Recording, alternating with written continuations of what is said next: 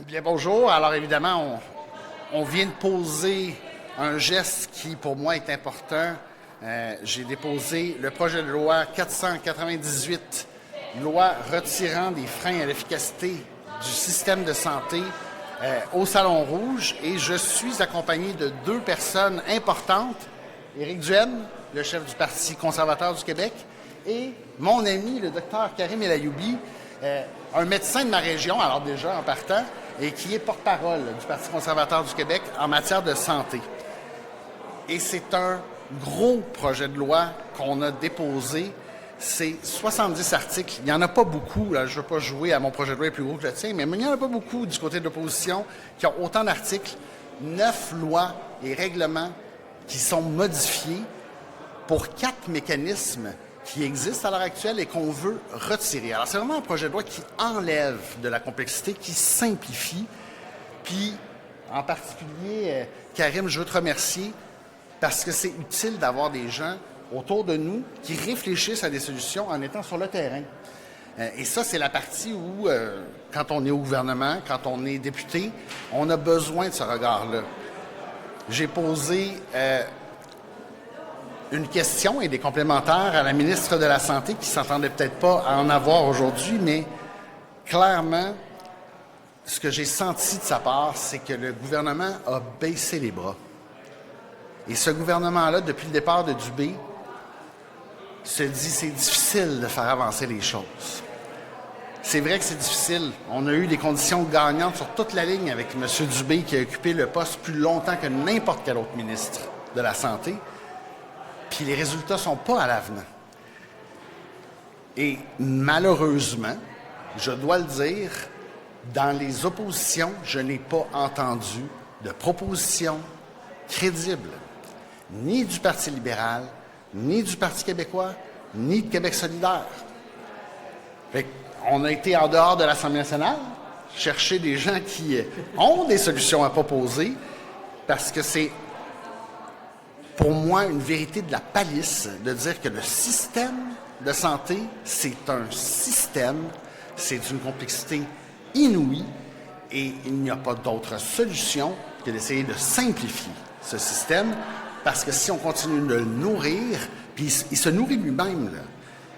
Il y a des gens qui travaillent dans le système de santé qui ne font pas de la santé, qui gèrent des listes d'attente, qui gèrent des priorités chirurgicales, qui gèrent des ressources humaines dans des hôpitaux, dans des cliniques, mais qui ne font pas de la santé. Alors, il faut choisir. Est-ce qu'on choisit le système ou est-ce qu'on choisit la santé?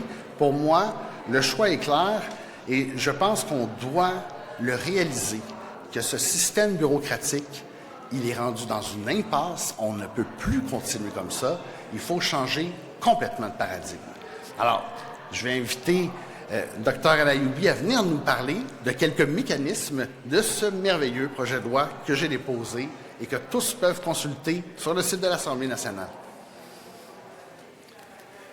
Bien, un grand merci, Yuri. J'ai grandement apprécié travailler avec toi sur ce projet de loi.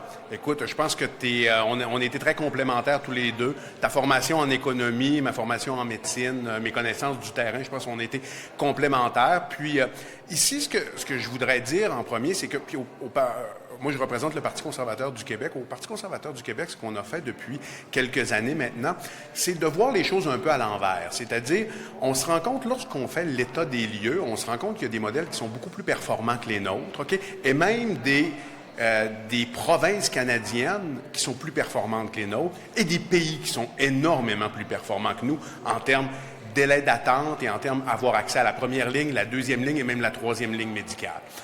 Donc, nous, on a tendance, la façon qu'on a tendance à voir les choses au Québec, c'est le modèle, il est bon, mais on doit ajouter de nouvelles structures pour le rendre encore meilleur. Malheureusement, ça ne semble pas fonctionner du tout. Nous, qu'est-ce qu'on a fait? On a vu les choses à l'envers. On s'est dit, est-ce que ça se peut qu'il y ait des choses à l'intérieur même du mécanisme, à l'intérieur même de nos lois et de nos règlements qui nous empêchent d'innover? La réponse, c'est oui.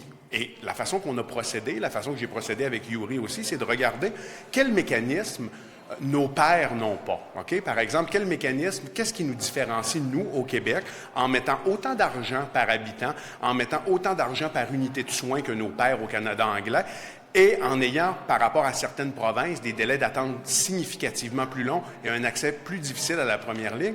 Bien, c'est des mécanismes beaucoup de planification centrale. Et là, je vais vous épargner tous les acronymes, PREM, AMP, tout ça. Vous pouvez le lire dans le projet, mais globalement, ce sont plusieurs mécanismes qui font en sorte qu'il y a une planification centrale, que les effectifs médicaux sont répartis centralement par le gouvernement, mais ce qu'on s'est rendu compte, c'est que la majorité des modèles, ces mécanismes-là n'existent pas au Canada anglais, et on semble avoir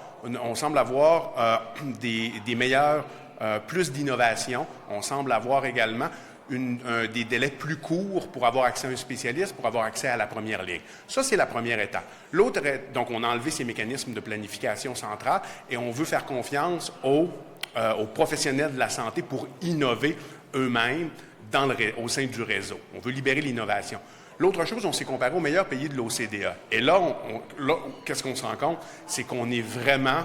On tire de la patte comme ça se peut pas. On est clairement dans les moins performants en termes accès.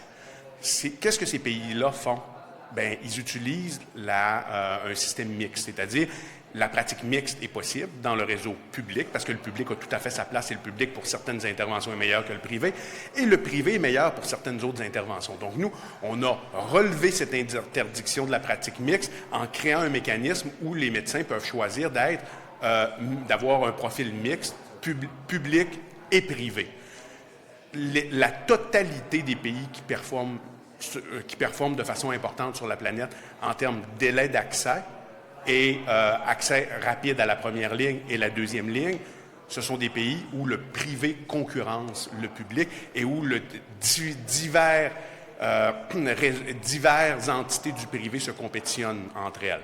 À partir de ce moment-là, nous, on a relevé cette interdiction-là et on veut aller, c'est pas une privatisation du réseau, c'est une libéralisation du réseau pour épouser les modèles qui fonctionnent le mieux sur la planète.